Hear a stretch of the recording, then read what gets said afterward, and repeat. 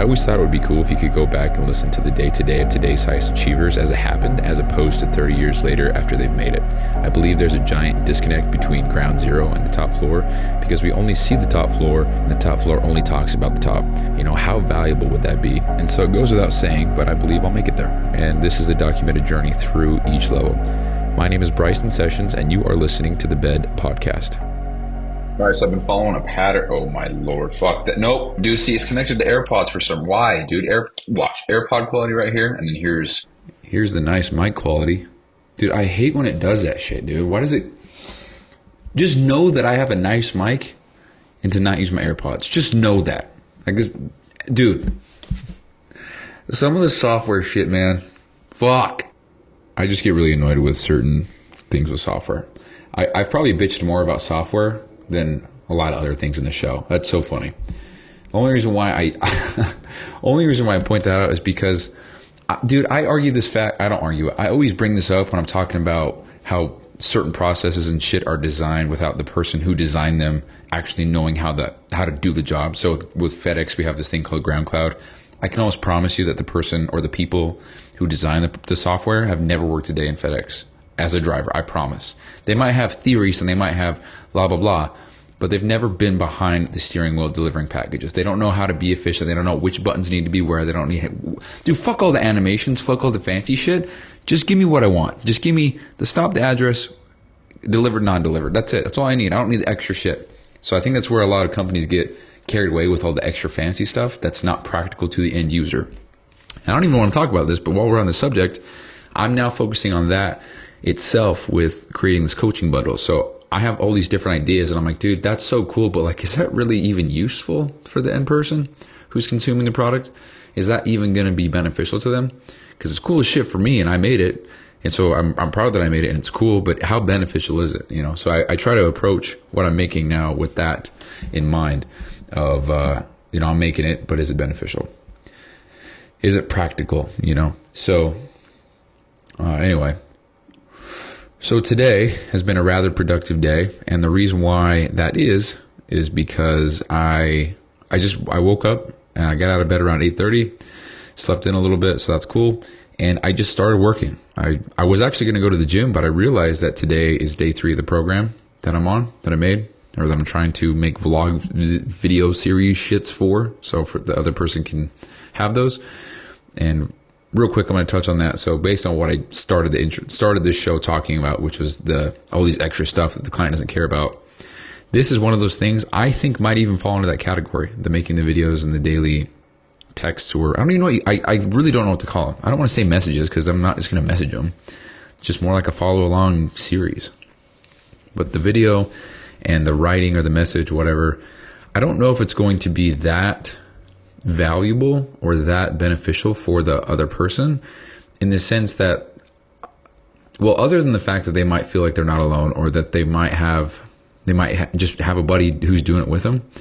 Dude, I might even bail on the whole thing, because the more and more I think about it, the more I think it would be beneficial if there were a daily video and a daily message, but if those were actually thought out and crafted to fit the specific day or to fit a certain theme or message or whatever.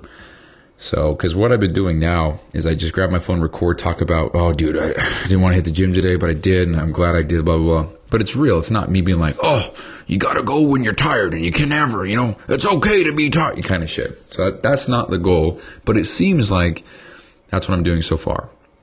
And then a little side note, I wouldn't even be thinking that if I didn't start trying to make these in the first place. Because I have these ideas in my head, right? And then I start putting them into real life and executing on them. And then once I have real life evidence and proof, or whatever you want to call it, of me doing that, and I can see how the end product is in real life, I can then make the judgment and make the adjustment moving forward to do it a different way, or to do it better, or whatever. So now that I have 3 daily videos recorded and 2 messages written, I need to write the 3rd one today. I look at that and I'm like, is this what I had in mind? And it's like, no, not really. So how can I make it better? So anyway, that's kind of the thought process there. So talked a whole lot about that yesterday, because I just keep adding more onto my plate, it seems. But today like I said, I got out of bed around 8:30, started working around I don't know, 9-ish. And then I've taken about 2 half-hour breaks today. Probably a little bit longer, actually, about maybe 2 half-hour breaks, 2:45 minutes, I don't know. So it's 4:06 p.m. right now. I'm kind of behind on water and meals because if I wake up at 4 a.m. and that's how I start versus waking up at 8:30, I'm already at a 4.5 hour disadvantage, or I'm behind 4.5 hours.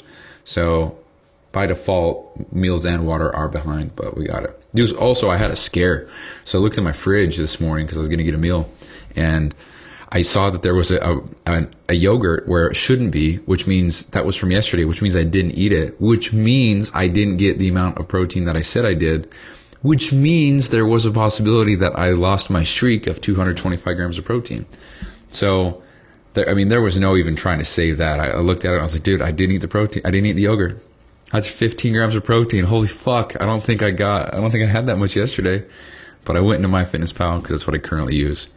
Went back to yesterday and I had 248 grams of protein eaten yesterday. And that's with the protein, or with the yogurt. So I removed the yogurt and I had 233 remaining. So the streak lives on, but that's just how quick and how simple it is to lose your streak and to lose, that big long, streak. So happens like that. Just made one mistake, made one overlook. And it's funny because that's the smallest thing. That's so tiny. It's just a yogurt. But that one little oopsie daisy would have restarted my streak of 142 days in a row of getting at least 225 grams of protein.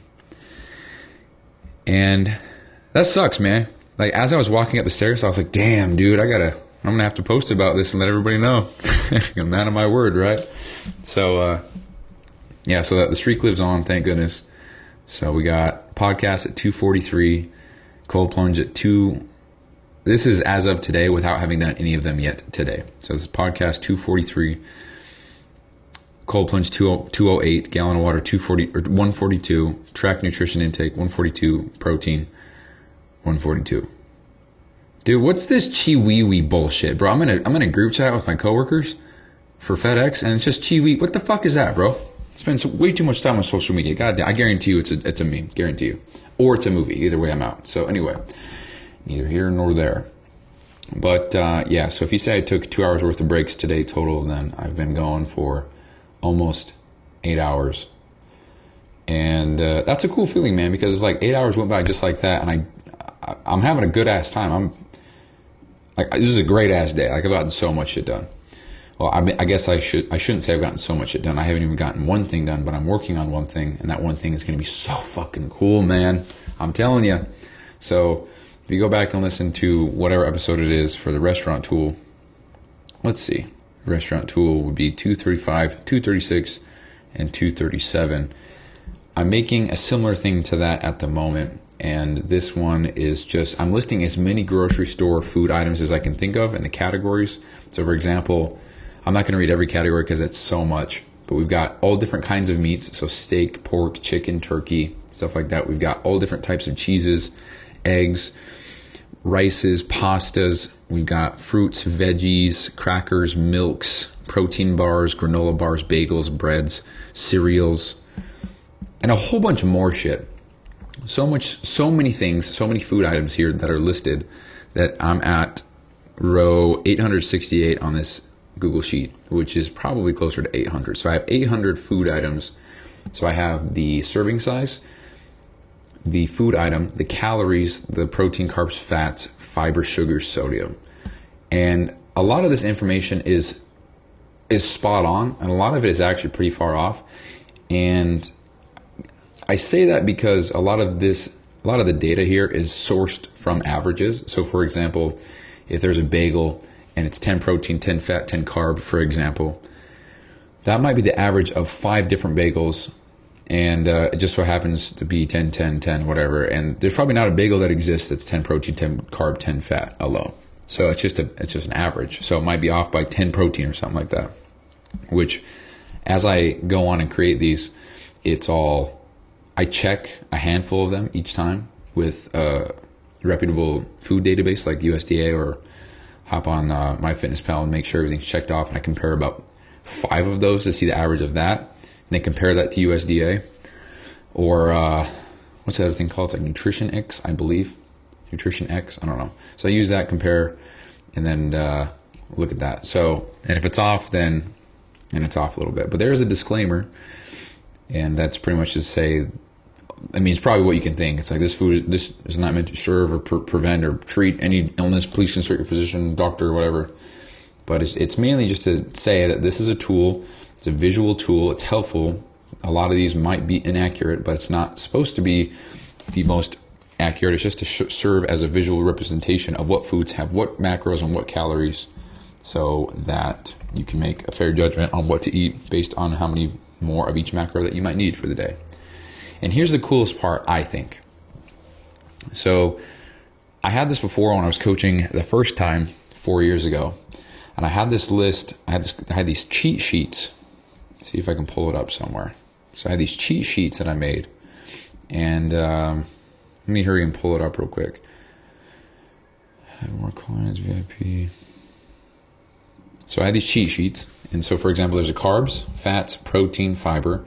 Then there's a carbs and fats. Then there's a protein and fats, and then there's a carbs and fat. I don't know if I said that twice. So carbs and fat, carbs and protein, fats, fiber, protein and fats. So for example, if I'm at the end of my day and I know that I have no more carbs left to eat, I just need protein and fat, then I'll click on the protein and fat PDF. I look on here and it shows me all the foods that are very high in protein and fat, but very, very low in carbs. So very cool. And I actually see that one of these foods doesn't belong. So I already made a whoopsie. It's pretty funny. Anyway, so this list, this protein and fats list, I want to say has about 50 items on there. Here, let's give a better comparison. So let's go to the carbs cheat sheet. So the carbs has a shit ton of foods that are high in carbs. So think potatoes, rice, breads, bagels, muffins, oats, fruits, stuff like that.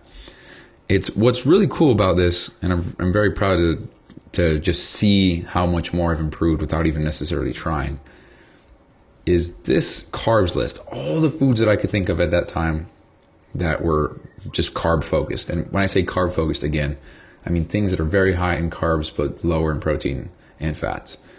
So again, that's fruits. I'm going to say veggies, but a lot of that's fiber, so whatever. So fruits, veggies, rice, pasta, cereals, oats, shit like that.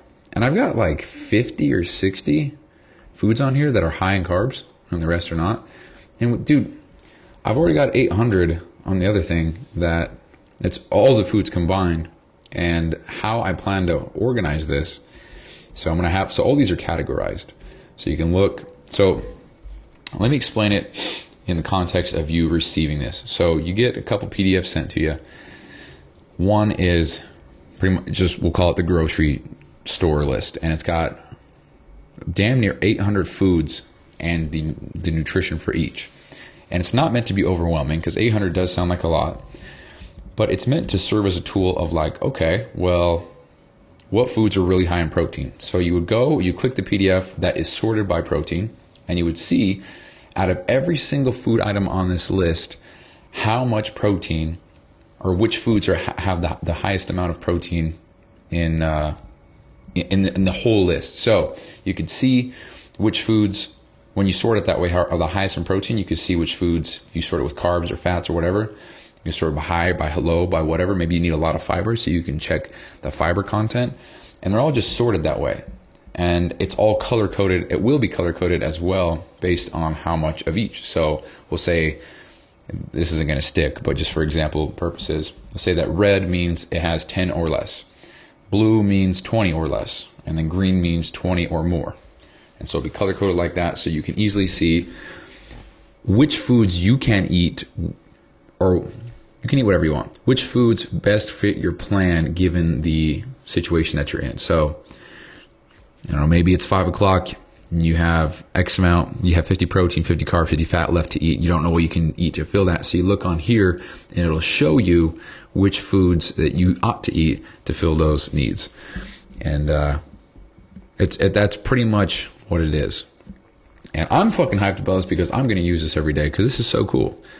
I can see which cheeses have the most fats. I can see which pastas, well, I have fish on here, but fuck fish, nasty. I can see which fish have the most or the lowest fat, which fish have the highest protein. I can see which potatoes have the most fiber. So for example, this sweet potato. So 8 ounces of sweet potato has about 6 grams of fiber, and it could be off by 1 or 2 grams, but the point stands that it is a visual representation just to look at and compare. So there's that. And maybe I want a candy bar, but I need a candy bar that's less than, 30 grams of carbs. So I look on here. Okay, it looks like a Butterfinger has 29. Looks like Hershey's with almonds has 19. Actually, it looks like a shit ton of them are below 30. So let's say I need one below 20. So we've got, we've got, actually not, there's not many that are below 20. We've got a Toblerone bar. See, we'll do this live so you guys can see what I'm talking about. So a Toblerone bar, it says 2 protein, 17 carb, 11 fat. So let's fact check that. Let's look here. Toblerone bar. So that's probably going off of half a bar based on the, let's see, 100, yeah. So we got 15 carbs. This one says 17, 7 fat. That says 11. 1 protein. This one says 2. So see, it's in the ballpark. It's in the range. This one is 180 calories. This one's 140. So again, you look at that, you make the judgment, and you say, okay, well, let's go ahead and look it up and add it. Oh, this one's even less calories. If the one that I'm going to go buy and eat, or whatever the case may be. And then you eat it and you're good. And even if you don't even use it for this, at least you can get a gist if you're very ignorant to the fact of which foods have which macros. Like a lot of people don't know that. Like for example, someone who's well versed in the fact or in the knowledge of which foods have which macro. If I said peanut butter, if I said butters, like or I guess really any kind of spread like mayo or cream cheese, like you just know that that's high in fat, higher in fat. There's probably very little protein compared to the fat, and there's probably very little carbs as well. So you think things like mayo, shit ton of fat, not a lot of protein, not a lot of carb. You think things like cream cheese, it's a lot more fat, not a lot of protein, not a lot of carb. Well, I guess if it's sweetened and shit, but hopefully you get the idea. So you think of peanut butters, that's fat. You think of almond butter, that's fat. And then like on the opposite, you think things like potatoes, rice, not a ton of protein in those compared to the carbs. There's not a lot of, so like meats, chicken, tuna, all that shit, protein, like that's just what you think of. So at the very least, this list will show you and hopefully get you to associate which foods are high in which macronutrient. So again, at the very least, you'll get that even if you have no other use. So, and it's a great tool at your fingertips. You'll always have this as long as you're in the program. Well, hold on. To be fair, when you sign up for the program, you'll get this and you get to keep it forever. It's yours forever. Do what you want with it. You can post it on your fridge or something if you have that much space. But that's what I've been working on today. And it's pretty cool because like I was sharing earlier, I'm looking at the old ones that I had. Yeah, October 4th, 2020. So they're almost 4 years old. And I just look at those and I'm like, yeah, that was a great start. But now with all the information and the tools and stuff that I have now, I'm making it 10 times better. And I'm able to color code it now and make it a lot more easily readable. Like for example, if you want to see what foods have the highest fats, you just filter it. You just look. It's like, okay, well, starting from the highest fat I can find. So let's see. This one's 24 grams of fat for a 4-ounce ribeye raw. I don't think there's anything else. Let's see, what's this one? 40 grams of fat for 8 whole large eggs. So that would probably be at the top if I filtered it. So I can see, oh shit, that's got a lot of fat. I'm going to keep looking down the list here. There's 48 for pork ribs. 8 ounces of raw pork ribs. Approximately 40 grams of fat. That's a shit ton, man. Oh, that was another one. Where'd it go? That's probably not right. We're going to fact check this right now, dude. Is coconut milk high in fat? Didn't know that, bro. I wouldn't think that would be.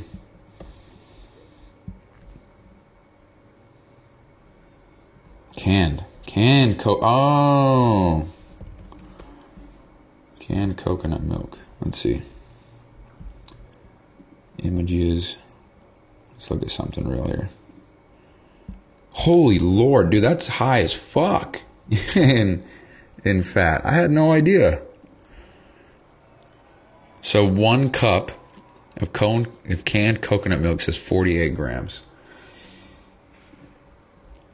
Yeah, so 1/3 cup is 17, times that by 3, it's 51. And then on the thing, it says 48. So it's in the ballpark. It's within 3. Damn, I had no idea. So yeah, you want 96 grams of fat, you have 2 cups of coconut milk. Canned coconut milk. That's crazy, dude. I wouldn't have thought that ever. I don't even know why that's on here. I'm going to have to take that off. Who's going to just down a bottle of canned... You want some canned coconut milk for breakfast? How much sugar's in there? I'm not well knowledged in coconut milk at all. Usually the canned and condensed shit is loaded with sugar. I know condensed milk is. Anyway, getting way off track here. Maybe I'll just title this episode "Milk." we got protein bars, candy bars, stuff like that. So anyway, that's what I've been working on right now. So it'll be cool when it's all said and done and filtered and looking nice and color coded. But for now, I'm just working on adding as much as I possibly can, just kind of to serve as a visual to help somebody out. That's pretty much it. And I like the thought, going back to providing value for the end user, I like the thought that even though someone might not even use this or even know how to use this to its fullest capacity, if you want to say that, it's still there and the value is still provided. And whenever they do wake up to the fact that they have this, it'll just be like a surprise or whatever. And I guess, I don't know how to say it. I guess in the instance that this is the worst thing I've ever made and nobody likes it, nobody finds it useful, then at least I know how to make something like this. I know how to run the process to get this data, to populate it, to then format it, and I find better ways. I learn more in Google Sheets or Excel. So even if I go through this and I spend the next month making this perfect, I'm going to learn a lot of processes in Google Sheets and Excel. I'm going to learn a lot about the conditional formatting and the calculations and the formulations. So I don't know, when you look at things differently, man, it's just, you can't lose. It's just matter of your attitude and how you perceive the job that you're going through or whatever. So, but this will be valuable as shit. And at the very least, I can give it away for free as a lead magnet. So, whatever. Or I can give it to other trainers and help their clients out, because there's got to be, I think this is fucking cool, dude. I'm going to use this every day. So there's got to be at least one trainer out there, or one person other than me, that is going to find value in this. And perhaps what I'll do is just give away the top 500, I don't know, as part of a free bundle. I don't know, man. Not really thinking about that or concerned about that. But anyway, along with all this, there's conversion charts.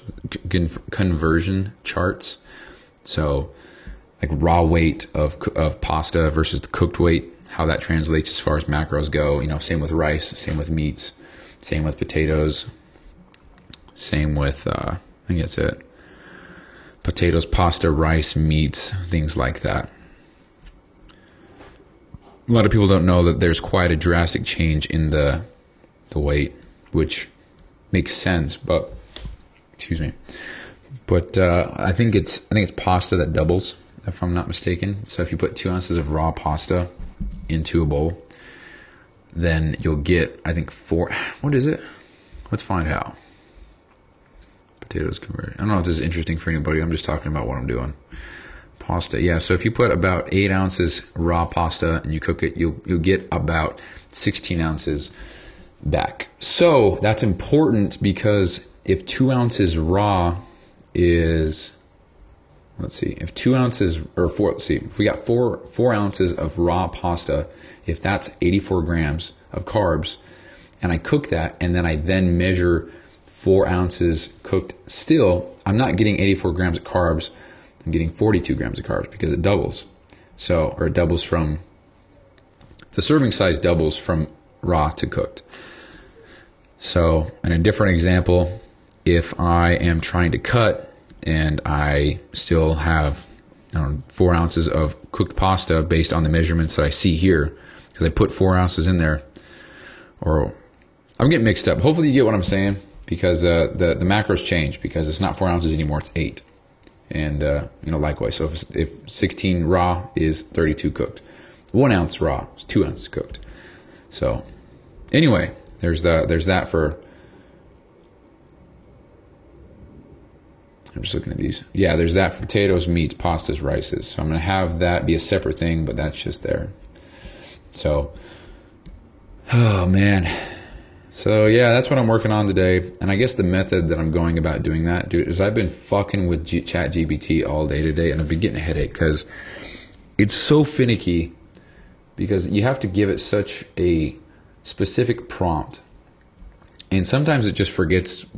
Like, I'm trying to assign certain things to this goddamn thing. So I'm like, hey, we're going to format a table.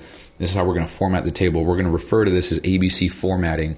And I need you to format the tables from here on out in ABC formatting with these slight tweaks to this because this is candy bars. And with this one with slight tweaks because this is rices or whatever. And sometimes out of the blue, let's see if I can find it, bro. I'll read you I was going back and forth with this motherfucker. Listen to this. All right, so I said, give me a list of large and small tortilla variants of the above list that are real and exist in common grocery stores. And it says, it seems I'm unable to assist with that. And I said, try again. It says, I'm sorry for any confusion, but I can't assist with that request. But the thing is, it's been doing this all goddamn day. So I was like, hey, you have been all day. Try again. It says, I apologize for any misunderstanding, but I'm unable to assist with that request at the moment. I said, why can't you now? But you did it earlier. I'm here to help. Could you please clarify which specific information or assistance you're looking for regarding tortillas? I said, I just want a list of large ones and small ones. And that's it. And it says, here's a list of large and small tortilla variants commonly found in grocery stores. And it gave me a list. And it's like, dude, that's what I fucking asked the first time. So what's the difference? So obviously there's a lot of bugs. There's a lot of shit going on. I mean, it's in development and it has been forever. So take this shit with a grain of salt. That's why I'm trying to fact check a handful of each one each time to ensure the accuracy. And obviously this thing is the know-all. It's not going to make the most accurate, most up-to-date, database there is. So it's just sourcing it from multiple databases and putting it into one based on averages. So as long as there's a good amount, as long as it's in the ballpark, dude. If I put in potatoes and it's like, yeah, 375 grams of protein, and it's like, nope. So that's wrong. So that's how I've been going about doing that. And then half the work today just been arguing with this goddamn thing. Just a formatting so that I can easily copy this, put it into a sheet, organize that sheet, and format it in the way that it is most easily readable and understandable for the end user. Because what good is all of this if it's unorganized and hard to read? So, damn, I didn't realize I was talking for a half hour. That's crazy. So anyway, this is probably not the most entertaining or exciting show I've done by any means, but it is just capturing what I'm working on and kind of the behind the scenes of why I think it'll be so beneficial. I mean, I'm going to use it, so if at the very least I've got this tool, so it's a win. So anyway, there's that. With the way I'm feeling today, I'll probably record another one today. I don't know, but just feel like talking, dude. I haven't talked to goddamn anybody today because I didn't go to work because I had a day off. Happy Juneteenth. So yeah, so that's a show. That's the nutrition PDF show. So I guess I'll be working on this for the next few days until it's finalized in my eyes, and then I'm able to organize it, make it look nice, add my branding, just make it nice. Might even outsource that to some creator to support a small guy or whatever. You can go on Fiverr and find some people who offer graphic designing or whatever for very cheap or very expensive depending on their experience. A lot of people do free work or very, very cheap work just to get reviews to then boost their rating on Fiverr, and you're able to, I don't want to say take advantage, but a lot of people are really just trying to get reviews, and the cheaper they are, the more people they'll have, the more work they'll have, the more work they will have, the more opportunity for reviews they'll get, and the more that I fuck up the words that I say. So, and for those interested, I think there's one person listening I know that will find interest in this who's looking for a graphic designer. So Fiverr. Just find some freelancers on there. So I plan to do that actually. And yeah, because not to mention, I don't even have branding. I don't even know what the coaching business will be called. I'm honestly trying to think of something not offensive, but it's like, oh, he's called what? You know, like for example, something to do with fat phobic, because if we're trying to lose weight, I think technically that's fat phobic, right? Because we're scared of fat. We don't want to be fat anymore. So we don't want to be near it. We want to get away from it because we're petrified of fat. So fat phobic. It wouldn't go over well. And I understand that because the modern world is a bunch of fat. You know what? I'm going to pause right there before I say any bad words. But I'm trying to think of names along the lines of that stick out. But then I'm like, oh, what if I just called it Unreal Results? Or what if I just called it, because everyone does something fitness, myself included. That's all I did. And then I got a little bit more creative, and I was like, what if I call it the Built Body Project? What if I call it the Iron Body Project, or just different, you know? And I don't really care so much about the name for status as I do for search engine optimization or keywords, because fitness is a keyword. It's a buzzword in fitness. Very obviously, I don't need to even explain that. But if I were to put something like, because I named one of my things S3 Blueprint, and it's like, what even is that? So there's a lesson learned right there. I named something that was like, what does that even mean? S3 Blueprint? If you just heard the name, you wouldn't have any idea what that is. If you're talking about fitness and somebody says that, then obviously context clues will point to the fact that might be a program or a nutrition protocol, whatever. But I want someone to just be able to hear it and be like, oh yeah, that's probably that's the goal. And will I follow that? Don't know. But that's kind of the thought process I'm going through to figure out a name.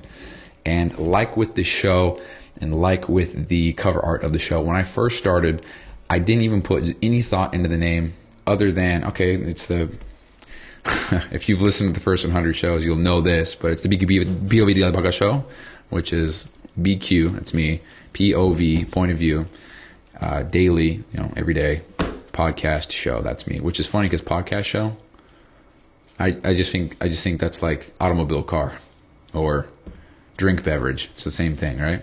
What, can I have a drink of your drink beverage, please? Can I have some of your apple juice water liquid? Can I have a turn on the light? Can you turn on the light brightness? I don't know. I'm just fumbling this one.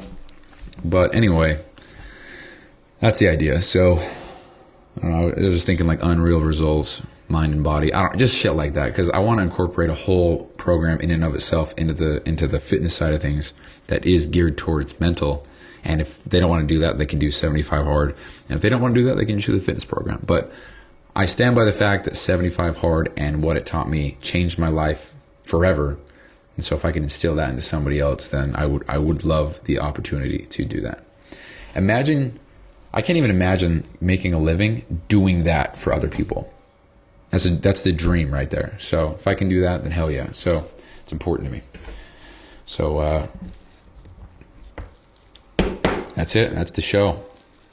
That's the nutrition cheat sheet show. And that's it. Yeah, that's it. All right. I'll talk to you guys next time I talk to you. Peace out. Hey, thanks for listening. And quick reminder here. So this podcast doesn't prioritize professionalism or quality at all. It's just meant to be a shoot from the hip type podcast with the intent just to get a quick message out. So some episodes might be inaudible in 30 seconds and others might be 45 minutes and super crisp sounding. So all these are being made so that by episode 7,305, which is 20 years, we can come back and see the entire playbook of how I made it to wherever I'm going. So thank you so much for listening. I really appreciate it. I'll talk to you soon.